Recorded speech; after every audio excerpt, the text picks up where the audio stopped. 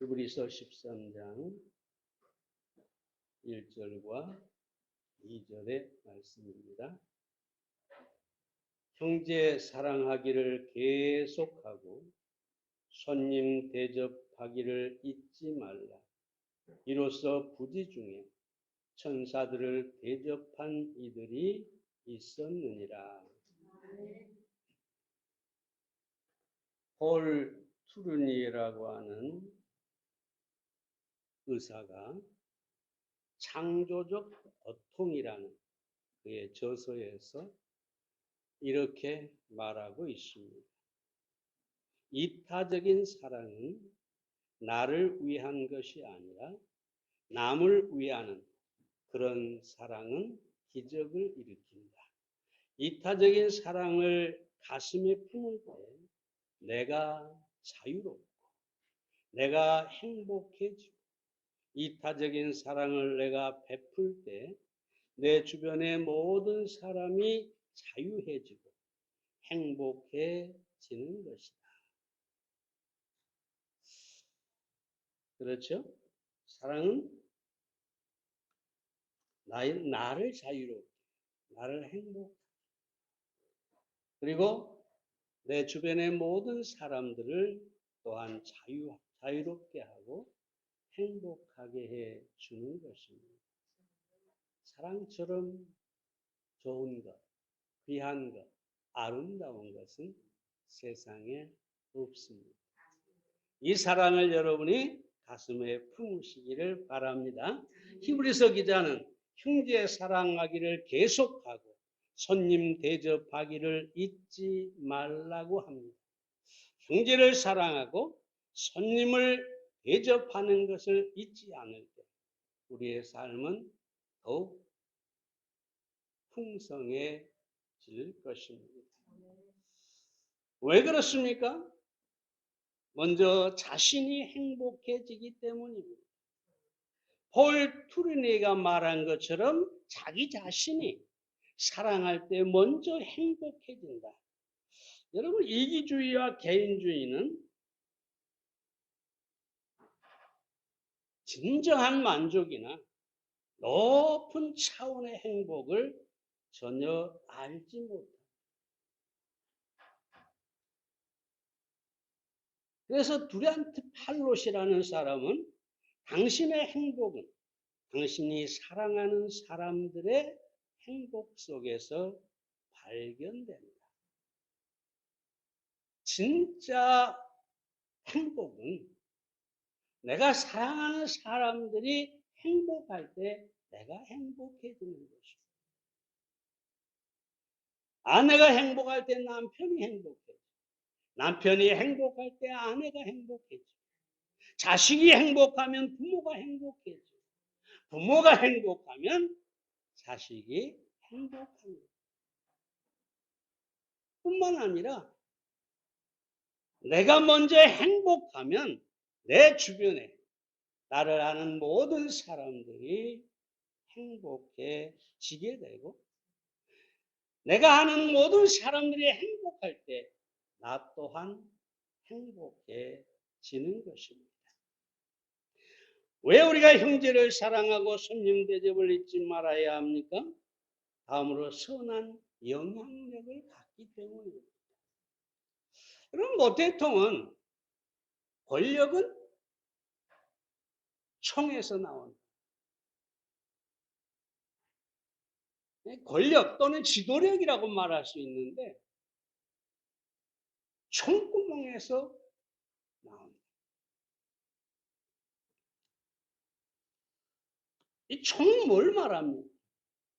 다른 사람을 두렵게 하는 거죠.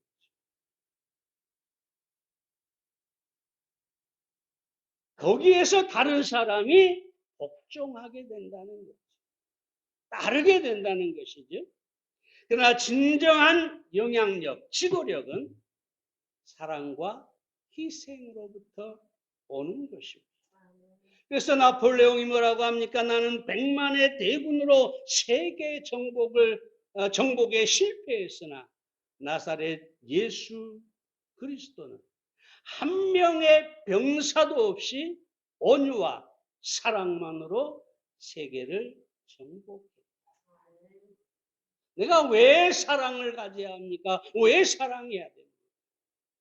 그 사랑이 선한 영향력을 다른 사람에게 끼치게 되고 영혼을 주님 앞으로 인도할 수가 있게 되기 때문입니다.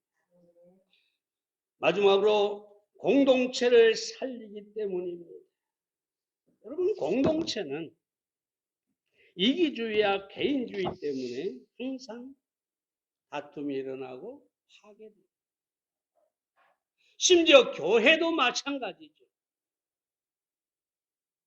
얼마나 많은 교회들이 서로의 권리를 주장하면서 자기 이익을 위해서 다투고 싸우고 갈라서게 되는 것입니다. 가정도 마찬가지고 교회도 마찬가지고 국가도 마찬가지입니다. 사랑이 있을 때 하나가 되고 행복한 공동체가 될 수가 있는 것입니다. 아들러라는 심리학자는 자신의 친구의 일에 아무 관심이 없는 사람은 생활에 많은 어려움을 만날 뿐 아니라 다른 사람의 생활에도 큰 지장을 초래한다. 또한 전 인류의 멸망의 근원도 다른 사람의 일에 아무 관심 없는 사람들에게 원인이 있다. 무관심, 사랑이 없을 때 그 공동체는 반드시 파멸하게 된다는 것입니다. 요즘 얼마나 그 선거 때문에 온갖 말들이 쏟아져 나오고 있죠. 방송뿐만 아니라 여러분 유튜브 때문에 저도 유튜브에 설교를 어쩔 수 없이 올립니다만 암에 걸린 우리 성도들이나 또는 타지에 있는 성도들이 말씀을 듣게 하기 위해서 올립니다만 정말로 가관이 아니에요. 어찌됐든 간에 언론을 통해서 봐도 그렇고 유튜브를 통해서 봐도 그렇고 이 정치인들이 얼마나 이기적이에요. 국가라고 하는 이 사실을 생각하기보다 자신이 당선이 돼야 뭔가를 이룰 수 있다고. 그런데 우리가 정치인에게 한두 번 속았습니까? 공약을 걸어놓고 지키는 정치인 별로 보지 못했어요. 왜 그럴까요? 이 국가, 이 민족을 사랑하지 않기 때문입니다. 건강한 공동체를 만들기 위해서 교회든 가정이든 국가든 거기에 반드시 사랑이 있어야 하고 희생이 있어야만 한다는 사실을 우리는 분명히 이 아침에 알아야 하겠습니다. 그럼 본문으로 다시 돌아가서 히브리서 기자가 요구하는 삶이 무엇입니까? 첫째로 형제 사랑하기를 계속하라고 합니다. 1절 말씀을 다시 봅니다. 형제 사랑하기를 계속하고. 여기서 형제 사랑하기를 할 때 이 사랑은 아가페가 아닙니다. 아가페는 무엇입니까? 하나님의 사랑이죠. 무조건적인 사랑. 그런데 그래서 기자가 너희가 형제를 사랑할 때 아가페, 하나님의 사랑으로 사랑하라. 그렇게 말하지 않아요. 여기에 필라델피아라고 쓰고 있어요. A.T. 로버트슨이라고 하는 원어 해설에 보면, 사람이 쓴 원어 해설에 보면 필라델피아는 피를 나눈 형제 자매, 즉 혈육의 사랑을 의미한다고 합니다. 그래서 이 두 가지를 생각해 볼 수 있어요. 이 히브리서 기자가 이 편지를 쓴 대상이 히브리인들입니다. 히브리인 그리스도인. 그래서 너희는 히브리인으로 같은 혈육을 가진 형제다 라는 의미도 있고, 예수 그리스도의 피로 너희가 형제가 되었으므로 필라델피아 형제 사랑을 해야 한다. 여러분, 우리는 예수님의 피로, 우리의 육신은 그 혈육이 다 다르지만 우리는 예수 그리스도의 피로 하나가 되었습니다. 그래서 여기서 말하는 것은 이처럼 형제 사랑을, 피를 나눈 형제 사랑을 계속하라 하고 말하고 있습니다. 여러분, 요한복음 13장 1절에 보면 유월절 전에 예수께서 자기가 세상을 떠나 아버지께로 돌아가실 때가 이른 줄 아시고 세상에 있는 자기 사람들을 사랑하시되 끝까지 사랑하시다. 얼마나 은혜가 되고 감격이 되고 놀라운 말씀입니다.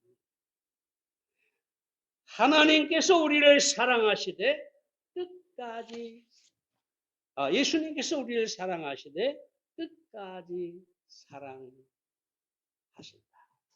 지금도 사랑하신다. 앞으로도 사랑하실 것이다. 그 사랑은 결코 끊어지거나 변할 수가 없는 것이다. 그래서 제가 늘 말씀드린 아주 참 제가 좋아하는 말씀이죠. 로이드 존스 목사가 이렇게 얘기하죠. 그 사랑은 중단되지 않으며 다시 시작하지도 않는다. 우리는 어떤 사랑 가운데 있습니까? 중단, 끊어지지 않는 사랑. 끊어지지 않으니까 다시 시작할 필요가 없어요. 제가 우리 집사람하고 연애할 때 싸우고 쭉 아주 그냥 엄청나게 싸우고 다시는 보지 말자 헤어졌다가 이 사랑이라는 놈이 참 묘해요. 조금 지나면 후회가 되고 내가 그때 그렇게 안 했으면 될 텐데 다시 시작을 합니다.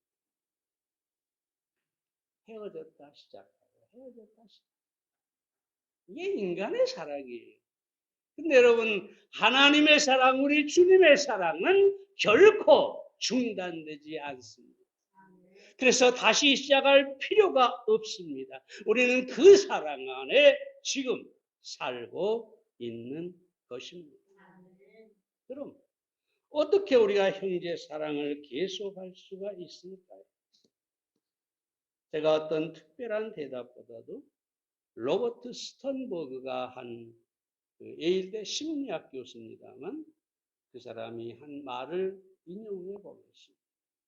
이분이 사랑의 삼각 이론을 말씀했는데요. 참 사랑은 마치 정삼각형과 같이 삼각균형이 잡힌 그 가운데 있다. 여러분, 정삼각형은요, 이쪽으로 굴려도 똑바로 쓰죠. 저쪽으로 굴려도 똑바로 쓰죠. 그냥 던져도 똑바로 쓰죠. 정삼각형. 그 삼각형의 변이 뭐냐? 첫째, 친밀감이다. 사랑은 친밀함이 있어요. 멀리 떨어져 있는 것이 아니라 가까이서 친밀함. 물론 멀리 떨어져 있어도 요즘은 워낙이 핸드폰이 좋아가지고 얼굴 마주 보면서 얘기합니다만 어찌됐든 사랑은 친밀감이 있어야 한다. 두 번째는 정열이 있어야 한다. 사랑은 서로를 향한 뜨거운 감정이 있어야 한다는 거죠. 사랑이 물론 감정이 전부는 아닙니다. 감정만 있다면 그것은 언젠가 식어버립니다. 그런데 만약에 다른 것은 있는데 사랑의 감정이 뜨거움이 없다면 그것 또한 사랑이라고 할 수가 없는 거죠. 그래서 베드로가 뭐라고 합니까? 베드로전서 1장 22절에서 마음으로 뜨겁게 피차 사랑하라 라고 합니다. 세 번째 요소는 약속과 책임이라고 합니다. 여러분, 사랑의 감정은 식어질 수가 있죠. 때때로 친밀함이 사라질 때도 있죠. 부부를 예를 들어가지고 친밀함이 사라지고 사랑의 감정도 식어져. 그럼 뭘로 계속해서 부부관계를 유지하고 계속해서 사랑할 수가 있느냐? 결국 그것은 책임. 약속에 대한 책임입니다.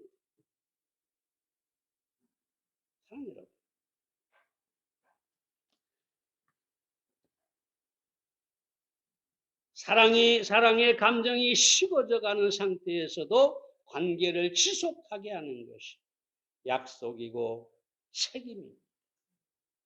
그러므로 우리는 이 세계가 균형 잡힌 그런 삶을 살아내야 합니다.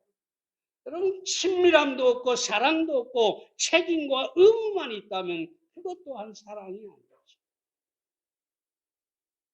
이 세 가지가 함께 있어야 그것이 진정한 사랑이고 그 사랑을 계속해 갈 수가 있는 것입니다.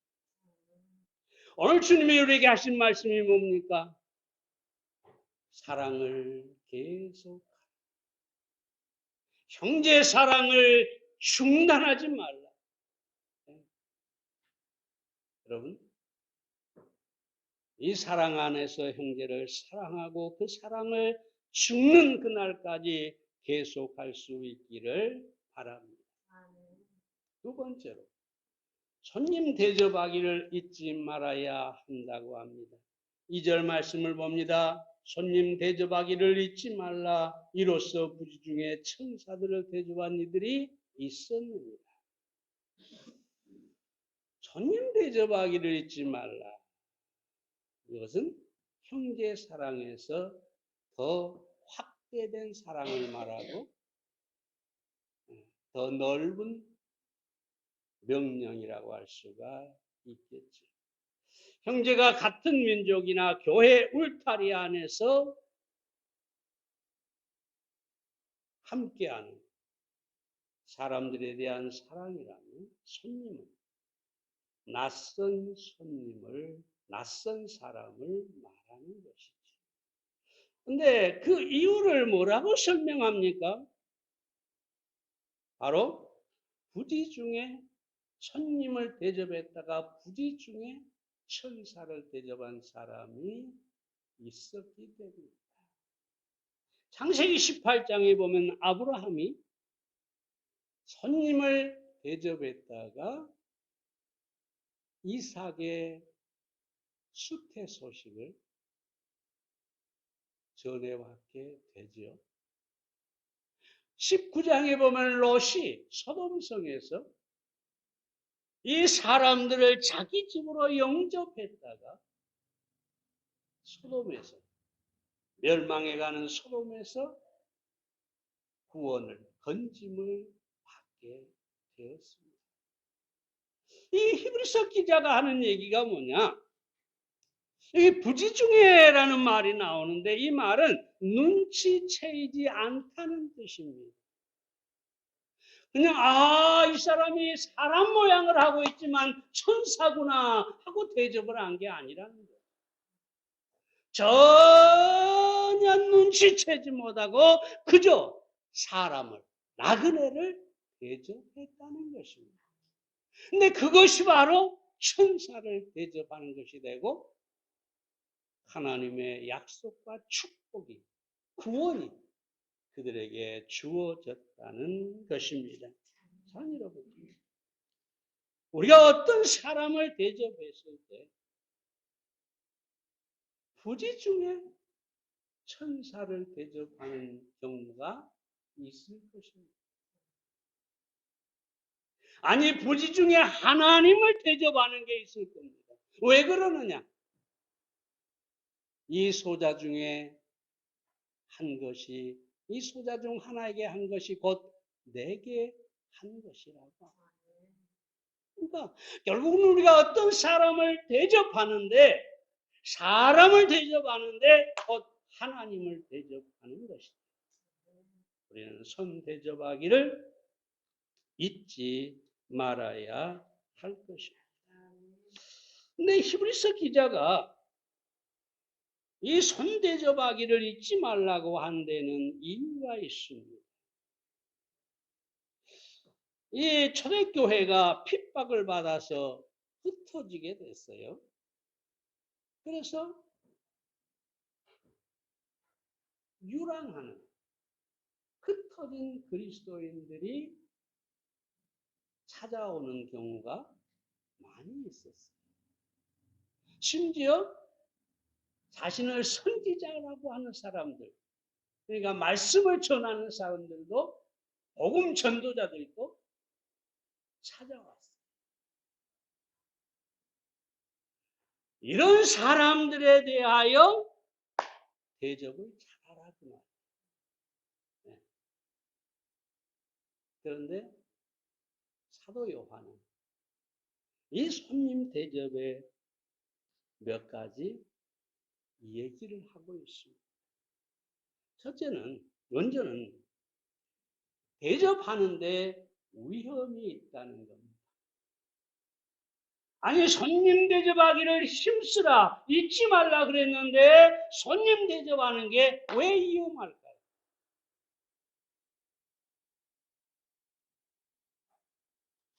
사도 요한이 말하는 것은 거짓 선지자들이 와가지고 다른 복음을 전하거나 잘못된 교리를 가르치는 경우가 많이 있다는 것입니다. 그래서 요한일서 7절에 보면은 이렇게 얘기죠. 미혹하는 자 적그리스도가 세상에 많이 나왔다.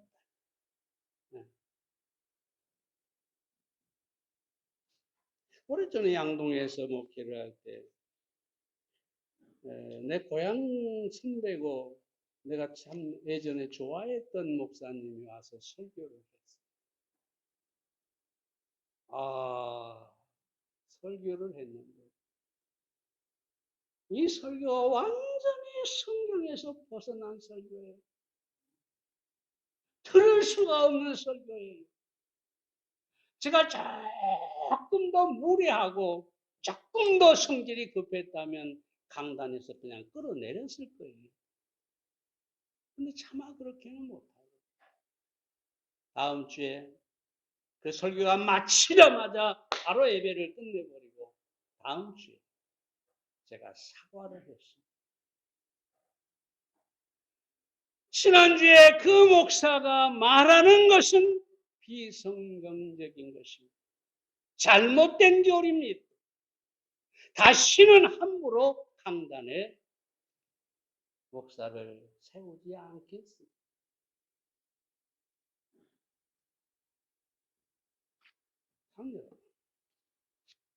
요즘 우리나라에 사이비 목사들이, 이단 빼고 사이비 목사들이 얼마나 많은지 몰라요.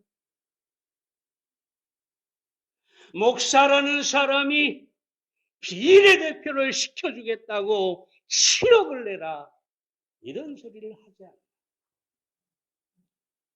사람들의 인기가 많은 그 유머가 뛰어난 그 목사가 그 뭔 대표가 돼가지고 정당 대표가 돼가지고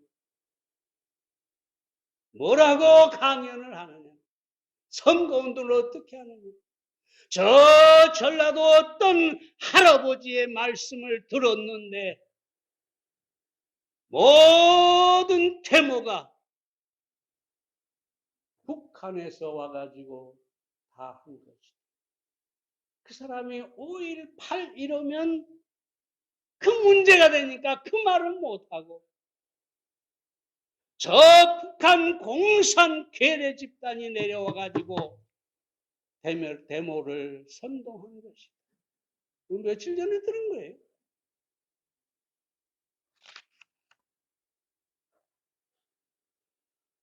사람 여러분, 정상적인 교회의 교단에 간판을 걸고 목회를 한다고 해서 진짜 목사가 아닙니다. 어쩌면 우리나라의 가장 많은 교회를 거느린 교파 안에 가장 많은 사이비들, 이단들이 자리 잡고 있을 수가 있습니다.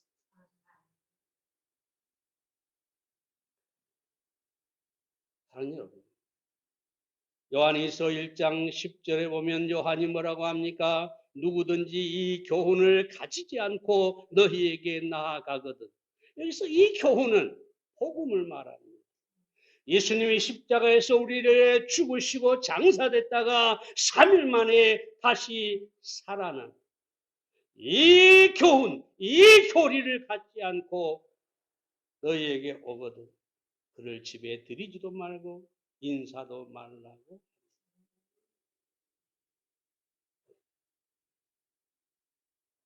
장로교 목사냐, 침례교 목사냐, 감리교의 목사냐, 이것이 중요한 것이 아니라 그가 가진 복음과 교리가 중요한 것입니다. 적어도 여러분은 그걸 분별하는 지혜가 있어야 합니다. 다음으로 이 요한이 말하고 있는 교훈은 뭐냐면 손님을 박대하는 자가 하나님을 보지 못할 것이라고 합니다. 이 교회는 다니지만 지극히 이기적인 성도들이 있어가지고 이 순회 복음 전도자들이 오면은 그들을 어떻게 하든지 비난해가지고 쫓아내고야 만다는 것이죠. 요한 3서에 보면 디오드레베라는 사람이 나오는데 심지어 그 사람은 사도 요한까지도 대접하지 않고 쫓아낸다고. 오늘 이런 교회에 이런 사람들이 많아요. 장로다 뭐다 해서 그 감투를 쓰고서 마음대로 할 수 있다고 생각을 해요. 그래서 멀쩡히 성서적으로 설교하는 목사도 마음만 먹으면 쫓아냅니다. 아니 세상에 사도 요한까지도 쫓아냈는데 오늘날 그러지 말라는 법이 어디 있습니까? 실제로 그런 일들이 일어납니다. 사랑하는 여러분, 요한이 그들은 하나님을 볼 수 없다고 합니다. 끝으로 손님을 잘 대접하는 자들에게 요한이 칭찬을 하고 있죠. 요한 3서에 보면 가이오와 데베드리오라는 사람에 대한 칭찬인데 이들은 손님을 정말 이 전도자들을 손님을 접대를 잘 했을 뿐만 아니라 그들이 떠날 때는 반드시 필요한 경비를 주어서 보냈다는 것이죠. 사랑해요.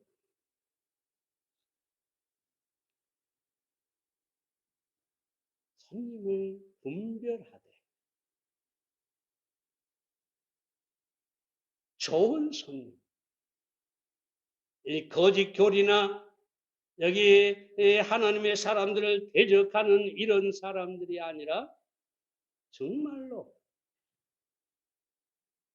진정한 이 손님들이 찾아왔을 때 우리는 마음을 다해서 섬겨야 하고 그들의 필요가 무엇인지를 눈여겨보아서 그 필요까지 공급할 수 있다면 여러분, 그것은 참으로 복된 그리스도인이라고 할 수가 있을 것입니다. 그리고 하나님께서 반드시 그들을 기억하시고 축복해 주실 것입니다. 시간이 좀 갔지만 얘기만 하고 마치겠습니다. 러시아 이완 대제라고 하는 대제가 있었는데 이 황제는 변복을 하고 자주 백성들을 찾아다녔습니다.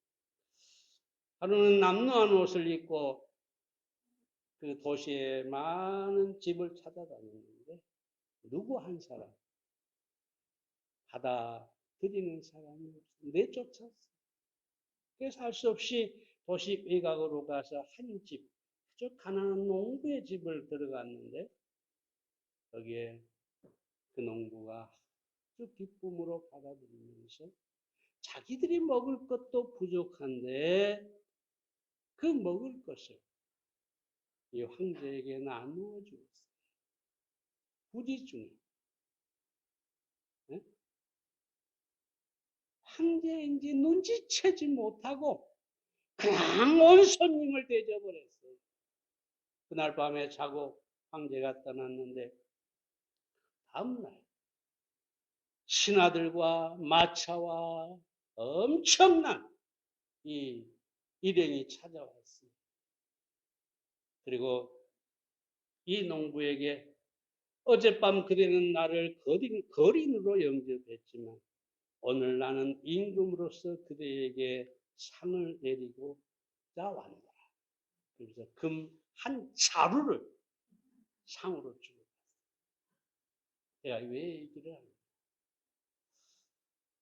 우리는 손님을 대접하고 누군가를 섬기는 것을 손해라고 생각하는 경우가 있어요. 귀찮다고 생각을 해요. 내가 그런 의무가 없다고 생각을 해요. 그러나 여러분 잘 들으십시오. 우리가 부지 중에 어떤 손님을 섬겼을 때 하나님은 우리에게 반드시 보상해 주신다는 것입니다. 그러므로 우리 주님의 보상을 바라보면서 손님 대접을 잊지 않는 여러분들이 되시기를 바랍니다. 기도하겠습니다.